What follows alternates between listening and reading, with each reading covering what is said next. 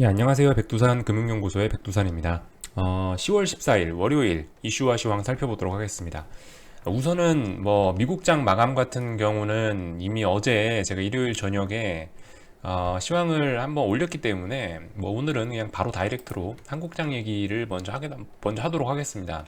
오늘 시세가 이미 많이 급변하고 있기 때문에 이 부분이 훨씬 중요할 것 같아요. 이 부분 얘기를 하는 게.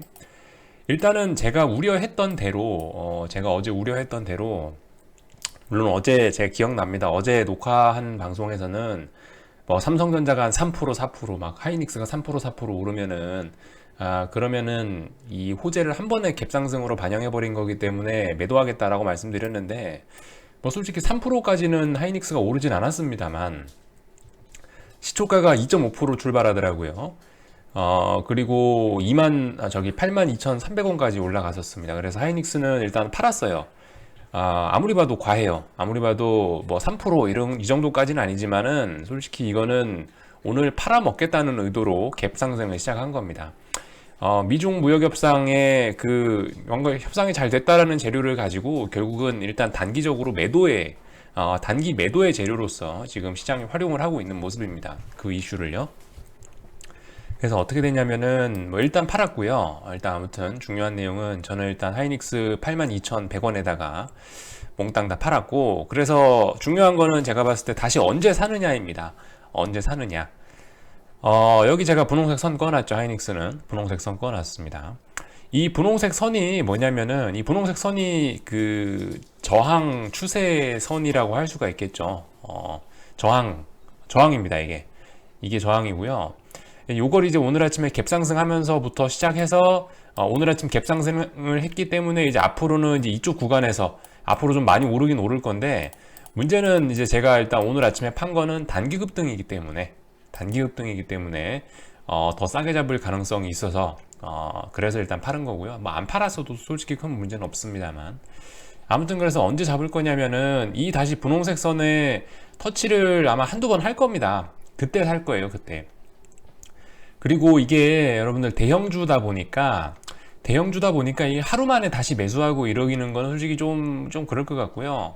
제가 봤을 때 그래서 한 내일이나 내일 모레 아니면 어떤 이벤트들이 있나 달력을 살펴보고 최소 이틀, 3일 이 정도는 저 선 부근에서 좀 공방을 이어갈 가능성이 있어서 오늘은 일단은 매매를 딱히 이제 더 이상 안 할 거고, 아침에 팔아버리고 안 할 거고, 아침 9시 2분 정도 팔았고, 아무튼 그래서 좀 기다려 볼 생각입니다. 예, 기다려 볼 생각이에요. 이 분홍색 선에 터치할 때, 그럴 때 좀 하루 이틀 기다렸다가 매수를 해볼 생각이고요. 삼성전자는 좀 차트가 다르죠. 삼성전자는 분명히 차트가 좀 다릅니다. 코스피보다도 강한, 코스피 선물로 치면은 지금 이게 어디냐면은 선물로 치면은 한 280, 285 이 정도에 와 있는 겁니다. 선물로 치면요. 선물 잘 안 보이시죠? 네, 지금 선물이 275인데요. 275인데 이게 이제 삼성전자 주가 차트하고 이 키높이를 하면 얼마냐면 한 280 넘어갑니다. 아시겠죠? 왜냐, 삼성전자는 이미 9월 24일 날 고점을 오늘 갭상승해서 넘어갔고, 여기 보시면은 선물은 9월 24일 날의 고점을 아직까지 넘지 못하고 있기 때문에 만약에 삼성전자만큼 올랐다면 선물이 280이 넘었겠죠, 이미 오늘. 근데 아무튼 현재 선물이 삼성전자보다 조금 약한 모습 보이고 있고, 삼성전자는 지금 좀 올라가고 있죠. 삼성전자는 그 하이닉스처럼 이렇게 선을 잡으시면 안 되고, 얘 같은 경우는 제가 봤을 때 이렇게 잡으면 될 것 같습니다. 수평선으로 잡으면 될 것 같은데, 정확한 가격대는 어딜지는 모르겠습니다만 대충 한 49,400원 정도인 것 같아요. 49,400원 정도를 아마 다시 테스트할 것 같습니다. 그렇게 해서 여기 지금 갭 상승한 부분 있죠. 아마 여기 있는 이 분홍색 선에 한 하루 이틀 정도 터치하다가 올라갈 것 같다는 생각이 듭니다. 여기서 다이렉트로 올라가긴 쉽지 않을 것 같고요. 그러니까 어떻게 되겠습니까? 하이닉스는 현재 요 꼬라지가 났고, 삼성전자는 다시 여기 있는 이 분홍색 선, 제가 말씀드렸죠. 여기 있는 이 분홍색 선, 이 선에 터치했다 갈 것이다 라고 말씀드렸고, 그래서 결국 이 선에서 한 2, 3일 놀다가 올라가지 않았습니까? 참고로 요 선이 47,500원 정도 선. 근데 이번에는 그 선이 올라간 겁니다. 49,400원 선으로 올라간 거고, 아마 제가 봤을 때 여기 좀 터치하다가 가지 않겠냐라는 게 제 생각입니다. 그래서 삼성전자가 여기 선 터치하려고 슬슬 내려오기 시작하면 어떻게 되겠어요? 하이닉스는 또 더 내려오겠죠, 그죠? 하이닉스는 아마 이 분홍색 선 타고 쭉 한 2, 3일 정도 좀 흘러내릴 가능성이 있다고 생각합니다. 그래서 일단은 좀 기다릴 거예요. 예, 좀 기다릴 거예요. 당장 뭐 매수하기는 아직 좀 이른 것 같고, 한 뭐 2, 3일, 아마 2, 3일 정도는 기다려야 되지 않을까라는 생각이 듭니다. 그래서 어떤 이벤트들이 있냐, 어떤 이벤트들 보고 날짜를 잡으면 되겠냐, 언제쯤 뭐 이런 조정이 뭐 그만 나오고 다시 올라가겠냐 라고 생각을 한다면은 뭐 에이펙 1단계 합의문 서명, 제가 봤을 때 요 이벤트가 좀 하나의 재료가 되지 않을까 싶습니다. 오늘이 14일이죠. 그리고 16일, 17일, 18일인가 이렇게 아마 3일 정도 해서 에이펙 정상회담을 합니다. 여기 문재인 대통령도 참가하고, 그리고 트럼프 대통령도 오고, 그리고 시진핑 대통령도, 저기 저 시진핑 주석도 오고, 그렇게 하는 중요한 자리인데, 16일, 다음 달이죠, 참. 다음 달입니다, 다음 달. 이건 참 다음 달이네. 제가 말을 잘못했습니다. 이 이벤트가 중요하긴 한 건데, 이게 며칠 뒤가 아니고 11월 16일이구나. 그럼 패스. 그럼 패스 죄송합니다. 말 잘못 꺼냈네요. 아무튼 요 이벤트 알아놓으십시오. 이게 11월 16일, 17일 날 해가지고 산티아고에서 에이펙 정상회담 하는데, 여기서 아무튼 미중무역 분쟁 합의 도장을 찍을 거라고 합니다. 참고하시고요. 아무튼 이렇게 되면은 이번 주에는 딱히 어떤 이벤트가 눈에 안 띄는 걸로 아는데, 단순히 수급적인 측면에서 뭐 지지와 저항을 뭐 테스트 하다가 그냥 올라가지 않을까요? 그러면은 지금 이번 주에 딱히 이벤트가 없다고 하면요. 잠깐 보겠습니다. 이번 주 이벤트가 어떤 것들이 있나 봐야 삼성전자 하이닉스가 언제 반등할 수 있다, 이 이벤트를 가지고 반등할 수 있다라는 얘기를 할 수 있겠죠. 들어가고, 자 보면은 없네요. 이번 주에 별다른 이벤트가 중요한 게 없습니다. 목요일 날쯤은 돼야, 목요일쯤 되면 중국 GDP 발표가 있는데 모르죠, 어떻게 될지는. 그나마 이번 주에 가장 중요한 이슈라고 얘기를 한다면은 그거는 이번 주 목요일 날 있는 중국 GDP 발표가 될 것 같고요. 그나마도 이게 미국 시간 기준이기 때문에 아마도 이렇게 되면은 이 중국 GDP 이슈는 금요일 날 우리나라 장에 반영될 가능성이 높다고 생각하고요. 그렇네요. 하여튼 별다른 이벤트도 없습니다. 예. EU 정상회담 뭐 그런 거 있긴 한데요. 솔직히 EU 정상회담을 가지고 유로존에서 나온 재료를 가지고 우리나라 뭐 전 세계 주식시장을 반등시키고, 솔직히 그건 좀 어려울 것 같습니다. 뭐 브렉시트는 제가 봤을 때 뭐 거의 확정으로 가고 있고, 유로존에서 딱히 좋은 소식 기대하기는 어려울 것 같고요. 그죠? 요즘 터키도 시끄럽고 그렇기 때문에 유로존에서 좋은 소식 나오는 거는 제가 봤을 때 기대할 거는 없을 것 같고, 그러면은 결국 삼성전자하고 하이닉스는 결국 그냥 눈치 보다가, 이벤트 없이 눈치 보다가 수급 차트 움직이는 거 보고 눈치 보고 사야 되겠습니다. 아무튼 이해하셨죠? 대략적으로 이렇고, 그리고 요즘 확실히 제 시장이 좋아진다는 걸 많이 느끼는 게요. 이 옛날 같았으면 상패예요. 무슨 말씀인지 아시죠? 지금 코오롱 얘기하려고 하는 겁니다.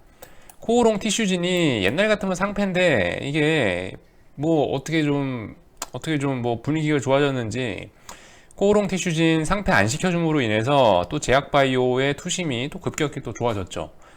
저런 것도 봐주는구나, 이러한 설레를, 또 안 좋은 설레를 하나씩 또 쌓아가고 있기 때문에 아무튼간 호재는 호재입니다. 네, 우리 입장에서는 호재죠.